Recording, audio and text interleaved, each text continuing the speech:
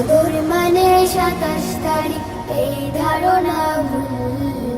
অন্যরাতেও ফুটতে পারে বেহেশতি এ ফুল। 23 তারিখ হতে পারে 25, 21 তাও। 29 রাতেও তুমি কদর খুঁজে যাও। 23 তারিখ হতে পারে 25, 21 তাও। 29 রাতেও তুমি কদর খুঁজে যাও। হাজার মাসের শ্রেষ্ঠ এ রাত কুরআন পাকে পায়, যে পেল তার মতো যে ভাগ্য কারো না।